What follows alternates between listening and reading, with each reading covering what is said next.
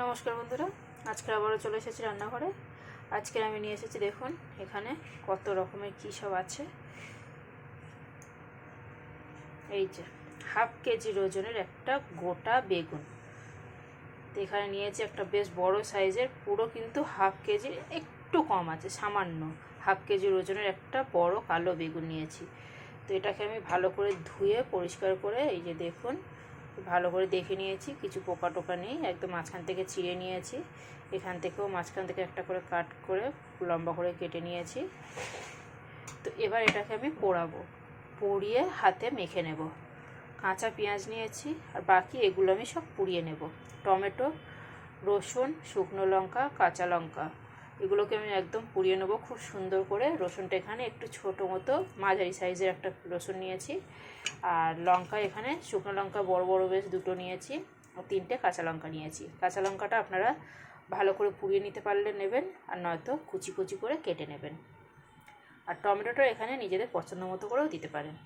তো আমি কিন্তু শুধু বেগুনটাকে কিচ্ছু করিনি, শুধু ধুয়ে নিয়েছি আর কেটে নিয়েছি। আপনারা চাইলে এখানে একটু সর্ষের তেল মাখিয়ে নিতে পারেন, আমি কিন্তু এতে মাখাই না। এখন আমি এটা রুটির জালের উপরে রেখে এইভাবে সুন্দর করে পুড়িয়ে নেব। তো চলুন দেখাচ্ছি পরে। সুন্দর করে এখন পুড়তে দেব।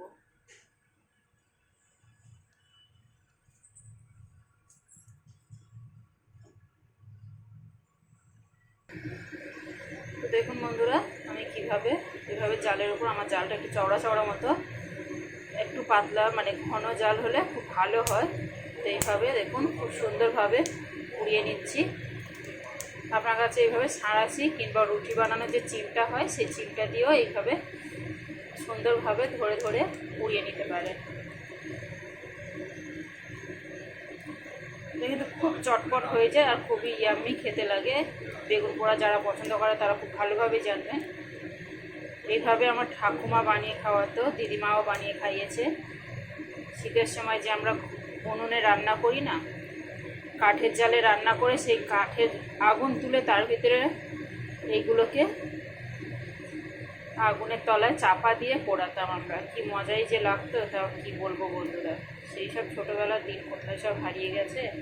এখন কলকাতায় বসে এইসব এরকম করে রান্না করছি। তো যতটা সুন্দরভাবে হয় দেখুন, চেষ্টা করছি আপনাকে দেখাবার। লঙ্কাগুলো বেশ সুন্দর করে কালো করে পুড়িয়ে নিয়েছি।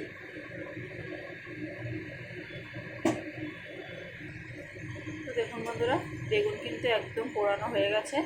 আমি এবারে খুব সাবধানে এটাকে তুলে নেব। গ্যাসটাকে কমিয়ে দিই, আর টমেটোটা আরেকটু পোড়াবো, তাই দেখুন। এবার বেগুন একটা থালাতে রেখে আমি ঠিক 2-3 মিনিটের জন্য ঢাকা দিয়ে দেব, তাহলে গরমে আরও খুব সুন্দর যে স্মেলটা আসে সেটা হবে।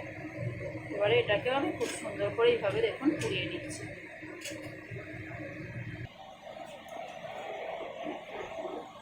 তো দেখুন বন্ধুরা, এখন কিন্তু পালা টমেটো, বেগুন, আর এই যে দেখুন এখানে শুকনো লঙ্কা, কাঁচা লঙ্কা আর রসুন, এগুলোকে আমি খুব সুন্দর করে ছাড়িয়ে নেব। ছাড়াতে আমার 2 হাত লাগবে। আমি ক্যামেরাটা অফ করলাম। তো দেখুন বন্ধুরা, এখানে আমি সব ছড়িয়ে নিয়েছি সুন্দর করে। আর এখানে নিয়ে নিচ্ছি এবার শুকনো লঙ্কা, কাঁচা লঙ্কা, সাথে দিয়ে দিচ্ছি নুনটা নিজেদের পছন্দ মতো অবশ্যই। আর দিয়ে দিলাম সর্ষের তেল, অনেকটা সর্ষের তেল দিয়েছি, বুঝে শুনে নিজেদের অবশ্য। এবার এটাকে খুব দলাই মলাই করে মেখে নিন। রসুনগুলো কিন্তু মানে অর্ধেক সেদ্ধ, আর এটা একটু গোটা গোটা থাকলে খুবই ভালো, যেরকম আছে। আর পুরো অর্ধেক কি বেশি সেদ্ধ হয়ে গেছে, দেখুন পুরো গলে যাচ্ছে। কাঁচা লঙ্কা, শুকনো লঙ্কা, রসুনটাকে নুন দিয়ে তেল দিয়ে খুব সুন্দর করে প্রথমে মেখে নিলাম। অবশ্যই হাত দিয়ে মাখবেন, হাত দিয়ে মেখে খেলে কিন্তু এর মজাই আলাদা। এখন এখানে নিয়ে নিচ্ছি আমি কেটে রাখা পেঁয়াজগুলো, সব পেঁয়াজ একসাথে নিয়ে নিলাম। এখন নিয়ে নিচ্ছি ধনেপাতা। বেশ অনেকটা ধনেপাতা কুচি দিয়ে দিলাম, কম বেশি বুঝে নেবেন। এবার এটাকেও খুব সুন্দর করে পেঁয়াজের সাথে মেখে নিলাম।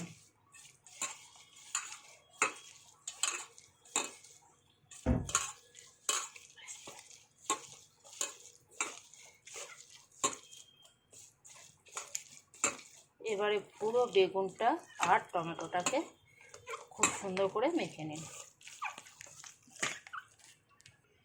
তো দেখুন বন্ধুরা, কত সুন্দর, কত লোভনীয় দেখুন। আর এত সুন্দর একটা পোড়া গন্ধ বেরিয়েছে যে আপনার সত্যি বলছি জিভে জল চলে আসবে। এরকম করে একবার হলেও এই শীতে খান, দারুণ লাগবে। রুটি, ভাত, মানে পরোটা, যা ইচ্ছে দিয়ে খান। তো আজকের ভিডিওটা এই পর্যন্ত। টাটা বন্ধুরা। অবশ্যই যদি ভালো লাগে তো লাইক শেয়ার করবেন। তো থ্যাংক ইউ বন্ধুরা, টাটা।